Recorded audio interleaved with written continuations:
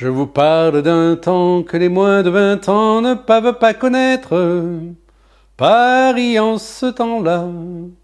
La di da di da da, la di da da. Elle nous parle de quoi cette chanson? Elle nous parle de nostalgie. Alors si vous voulez rester davantage avec moi, eh bien, je vous y invite.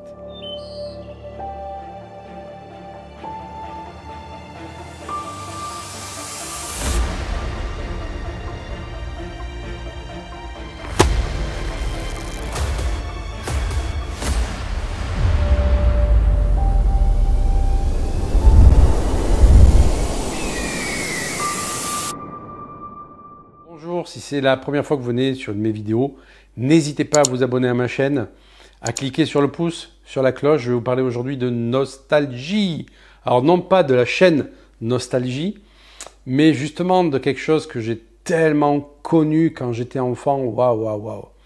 Un grand nostalgique.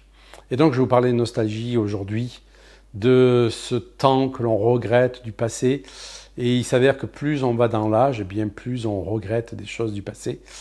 95% de la population vit ensuite dans le regret de ce qui s'est passé, de ce qui aurait dû se passer. Donc quand j'étais enfant, j'étais très nostalgique. J'avais 8 ans, 10 ans, j'écoutais Jacques Brel, Ne me quitte pas. Je pense que mes parents auraient pu m'amener chez un psychanalyste en fait, ils auraient bien rendu service.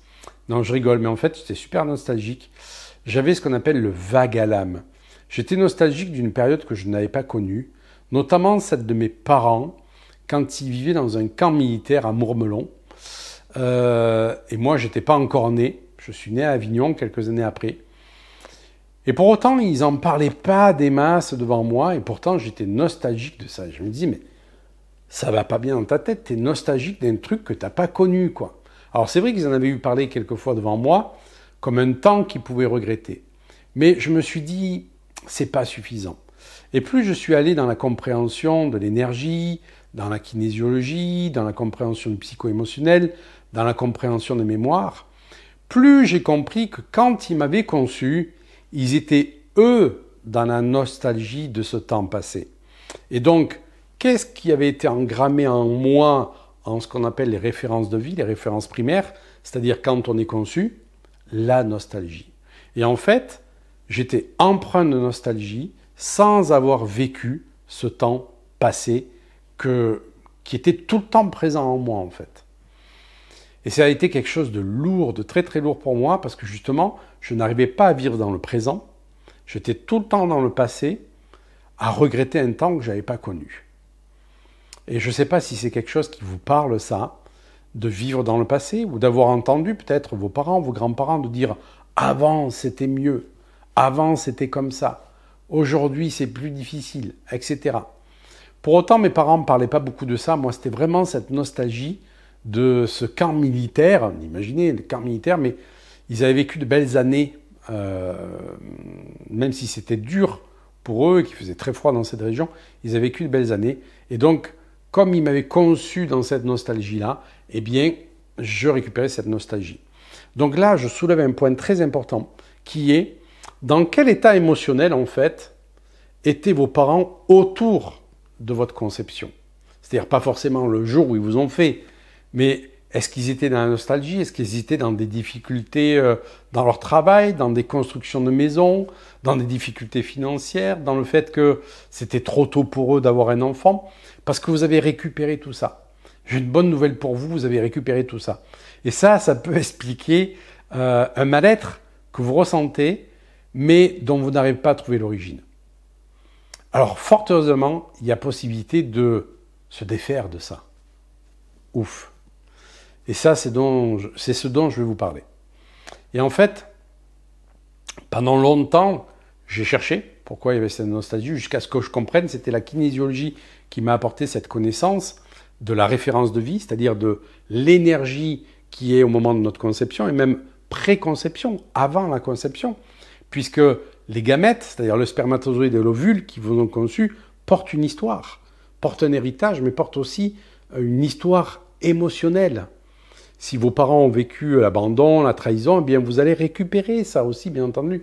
Il y a une alchimie qui se fait à ce niveau-là, et vous allez porter ceci au niveau de votre ADN et dans votre inconscient. C'est ça dont il faut être de plus en plus conscient quand on est confronté à des problématiques dont on n'arrive pas à trouver l'origine. Il faut vraiment aller chercher ça. Et dans mes formations, eh bien, on est vraiment formé à ça parce que, étant passé par là, je me suis dit, mais waouh, il faut vraiment arriver à comprendre et surtout à solutionner tout ce qui peut venir de là, entre autres. Et donc, il m'a fallu faire un acte symbolique pour arriver vraiment à me libérer de ça. Parce que je faisais des actes symboliques, mais qui fonctionnaient un moment, mais qui faisaient qu'après, cette nostalgie, elle revenait. J'allais voir un acupuncteur qui réglait l'énergie de la rate et du poumon. Les deux sont liés à la nostalgie. Et pour autant, ça revenait. Et je me suis dit, il n'y a pas 36 000 solutions. Tu vas aller dans la Marne, d'accord? Et tu vas aller faire un acte symbolique pour te libérer de cette nostalgie que tu as d'un temps que tu n'as pas vécu. Et donc, je suis allé dans la Marne. J'ai écrit un papier où je me libérais de la nostalgie, etc. Et j'ai brûlé ce papier selon un rituel que j'apprends aussi dans les formations, pour me libérer de ça. Et là, j'ai vraiment senti, waouh, une libération qui se faisait. Alors, j'avais libéré des choses en kinésiologie, avec d'autres moyens, en énergétique, etc. C'était moins fort, mais je n'arrivais pas à clôturer le dossier. Là, j'ai pu le clôturer. Donc, vous voyez, ça a pu mettre un moment pour me libérer de ça. Et quand je parle de nostalgie, mais ça peut être des colères, ça peut être des tristesses, ça peut être des émotions lourdes qui vous envahissent, mais vous sentez qu'il n'y a rien dans votre vie qui les a provoquées.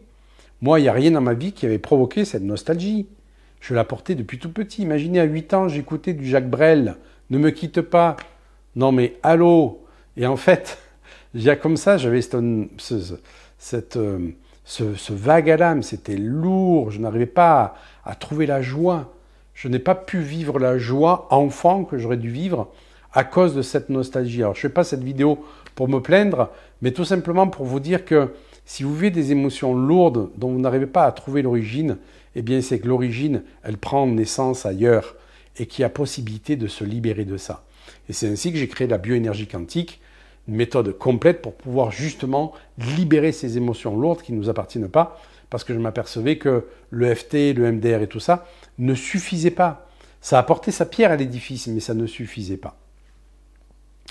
Donc vraiment, prenez conscience que vous n'êtes pas obligé de vivre avec une émotion comme ça qui vous plombe dans votre vie.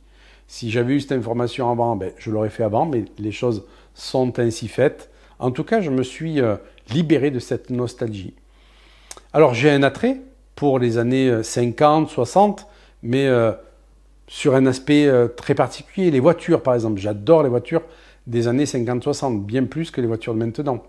Mais ce n'est pas de la nostalgie, parce que justement, on peut redonner vie à ces voitures.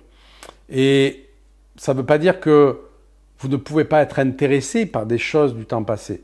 Mais vous connaissez ces personnes qui disent, peut-être que vous aussi dans ce cas-là, avant c'était mieux, avant il y avait ci, avant les gens étaient plus respectueux, avant. Ça, c'est une nostalgie que vous avez connue, d'accord, mais qui vous empêche aussi de vivre dans le temps présent. Chaque époque a ses avantages et chaque époque a ses inconvénients, c'est évident. À l'heure actuelle, l'avantage, c'est que vous cherchez une information sur Internet, vous l'avez. L'inconvénient, c'est qu'on vit beaucoup à travers le virtuel et beaucoup moins à travers l'humain.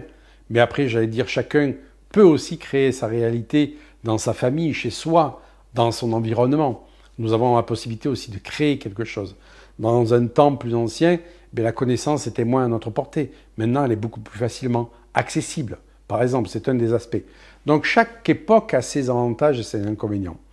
Pourquoi ne prendrions-nous pas les avantages de chaque époque, en fait? C'est une idée qui me vient comme ceci, là, pendant que je suis en train de tourner cette vidéo. Et donc, je suis très attentif au fait de ne pas dire plutôt « avant, c'était mieux ». Parce que sinon, ça vous replonge dans le passé et ça vous empêche de vivre le temps présent. Or, le seul temps qui soit à vivre intensément, c'est le présent.